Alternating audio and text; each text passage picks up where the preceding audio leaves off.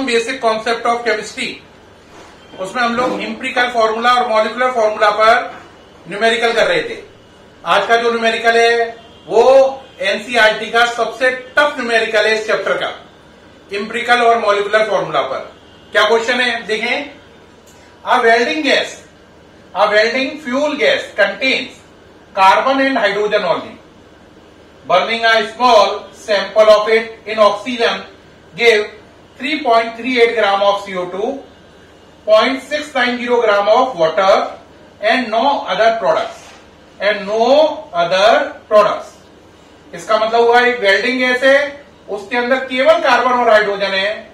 उसे जलाने पर कार्बन का CO2 बना जो इतने ग्राम है, हाइड्रोजन का H2O बना जो इतने ग्राम है, और कह रहा है अगर इस गैस का वॉल्यूम 10 लीटर एचटीपी पर हो और उसका वेट 11.6 ग्राम हो, कितना हो 11.6 ग्राम, तो आपको उस गैस का एम्पिरिकल फॉर्मूला, मॉलिक्यूलर मास और मॉलिक्यूलर फॉर्मूला निकालना है। क्या कह रहा है, एक वेल्डिंग गैस है जिसमें केवल कार्बन और हाइड्रोजन है, उसको जब ऑक्सीजन से रिएक्शन कराई तो C का CO2 बना जिसका वेट गिवन है, और H का H2O बना जिसका वेट इतना है। तो अगर CO2 और वाटर के वेट दे रखे हैं और कह रहा है इस गैस के 10 लीटर का वजन 11.6 ग्राम हो एसटीपी पर, तो आप इस गैस का एम्पिरिकल फॉर्मूला, मॉलिक्यूलर मास और मॉलिक्यूलर फॉर्मूला निकालिए। ठीक, अब मैं क्या करूंगा, स्ट्रेटेजी सुनो। CO2 के वेट से कार्बन का परसेंटेज निकालूंगा, H2O के वेट से हाइड्रोजन का, कार्बन हाइड्रोजन के परसेंटेज से मैं उसका एम्पिरिकल फॉर्मूला निकालूंगा। दोबारा सुनो, CO2 के वेट से कार्बन परसेंटेज, H2O के वेट से हाइड्रोजन परसेंटेज, C और H की परसेंटेज से एम्पिरिकल फॉर्मूला, एम्पिरिकल फॉर्मूला से आप निकालेंगे मॉलिक्यूलर फॉर्मूला। ये इसकी स्ट्रेटेजी या स्कीम हो गई। अब इसके जो डेटा है वो नोट कर ले रहे हैं। क्या क्या डेटा गिवन है, देखो भाई। पहला डेटा गिवन है कि CO2 है 3.38 ग्राम। दूसरा डेटा गिवन है पानी बना है 0.690 ग्राम, और ये वेल्डिंग गैस है और इसके अंदर केवल कार्बन और हाइड्रोजन है। इसके 10 लीटर का एसटीपी पर वेट 11.6 ग्राम है, और आपको इसका निकालना क्या क्या है, एम्पिरिकल फॉर्मूला, मॉलिक्यूलर मास और मॉलिक्यूलर फॉर्मूला। सामने से हट गया हूं, नोट कर लें, नोट कर लीजिए, ठीक है। अब हमें निकालना क्या क्या है इसका, बोलो। एम्पिरिकल फॉर्मूला, मॉलिक्यूलर मास और मॉलिक्यूलर फॉर्मूला। जो निकालना वो लिख दो, empirical formula, molecular mass m.m और मॉलिक्यूलर फॉर्मूला m.f, ये हमें निकालना है। अब बात रही कैसे निकालेंगे सर, तो देखो बेटा, आपको मालूम है CO2 का मॉलिक्यूलर मास निकालो, 12 + 32 = 44। तो अगर 44 ग्राम CO2 हो तो उसके अंदर कार्बन कितना होगा, 12 ग्राम। 44 ग्राम CO2 में 12 ग्राम कौन होगा, कार्बन। लेकिन आप पर CO2 कितनी है, 3.38 ग्राम। कौन है, CO2।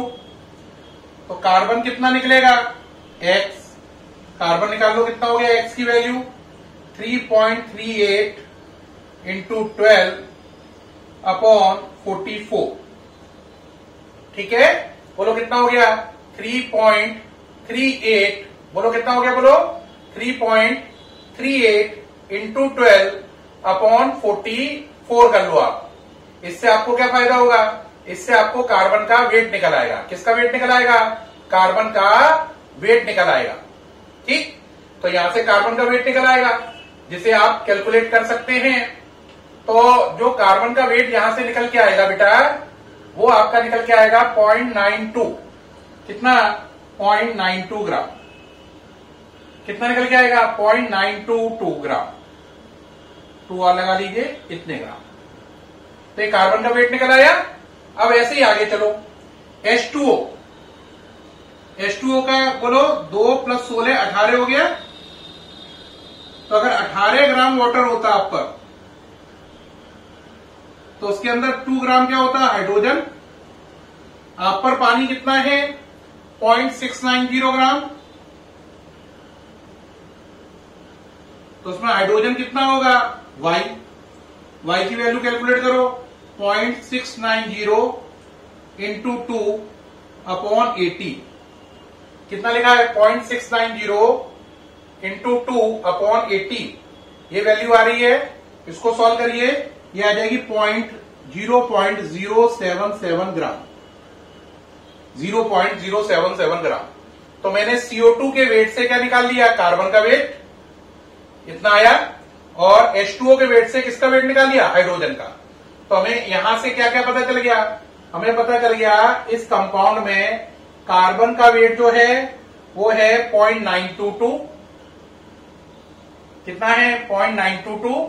और जो हाइड्रोजन है उसका वेट है 0.077 ग्राम। तो ये किसका वेट निकल आया? कार्बन और हाइड्रोजन का। अरे हाँ या ना? ये पहले नोट करो, जल्दी से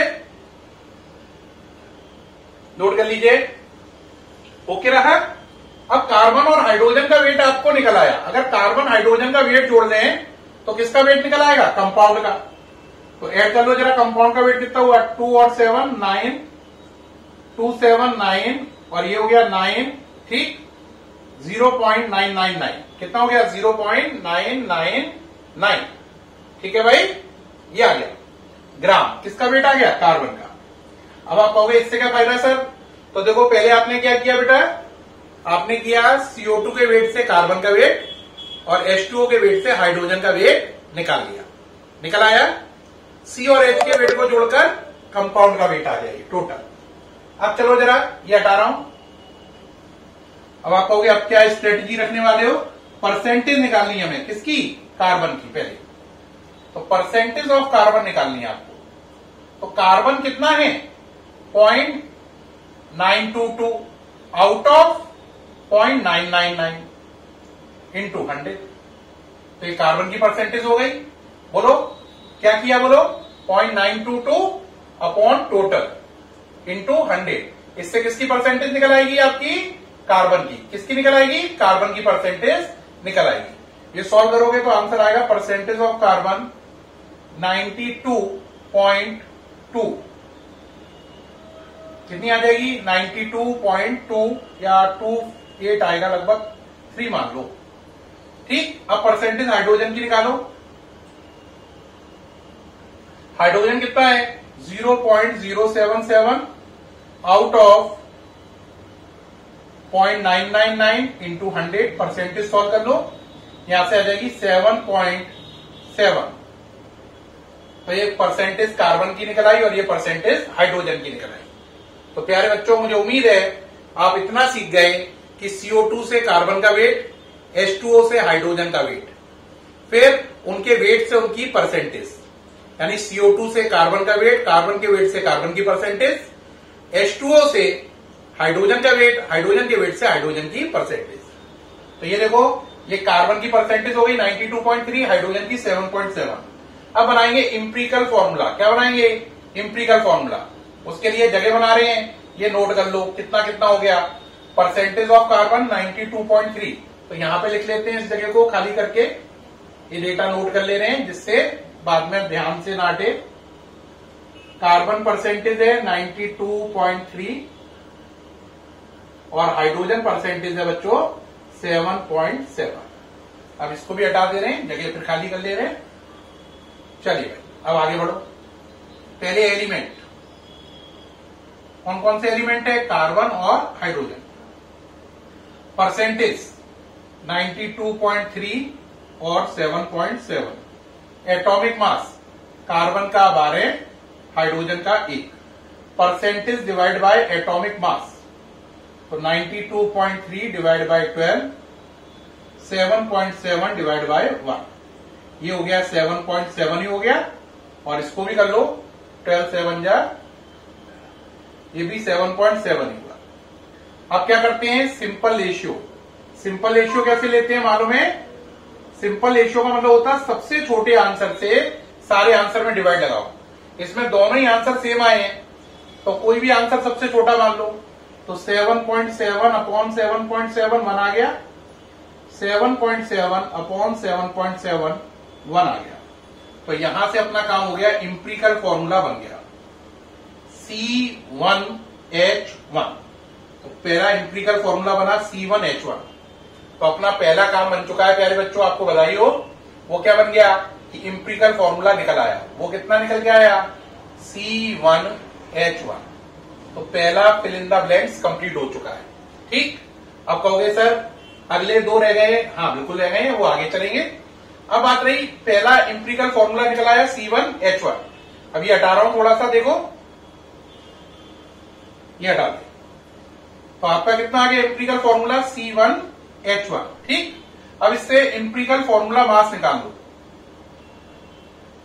C1 यानी 12 और 1 13। तो इंपिरिकल फॉर्मूला मास कितना आ गया? 13। अब आप इस पे आ जाओ। 10 लीटर का वजन कितना है? 11.6। बेटा एक बात याद रखना, 22.4 लीटर का जो वेट होता है उसको मॉलिक्यूलर मास कहते हैं एसटीपी पर। दोबारा सुनो, एक साइंटिस्ट थे एवोगाद्रो, उन्होंने बताया कि 22.4 लीटर अगर कोई गैस हो तो उसका जो वेट होता है वो मॉलिक्यूलर मास के इक्वल होता है एसटीपी पर। तो इस बात को अप्लाई करो। क्या अप्लाई करो कि देखो भाई 10 लीटर का वेट कितना है? 11.6 ग्राम। अगर ये 22.4 लीटर होती तो इसका वेट कितना होता? मान लीजिए इसका वेट होता है 1.5 ग्राम। तो जेड सॉल्व करो। जेड की वैल्यू होगी 22.4 11.6 अपॉन 10। यहां से सॉल्व करिए, आंसर आएगा 26। तो 22.4 लीटर का वजन कितना है? 26 ग्राम। और हम जानते हैं 22.4 लीटर का जो वजन होता है वो ही मॉलिक्यूलर मास होता है। क्या होता है? Molecular mass according to Avogadro. According to Avogadro the weight of the weight of 22.4 liter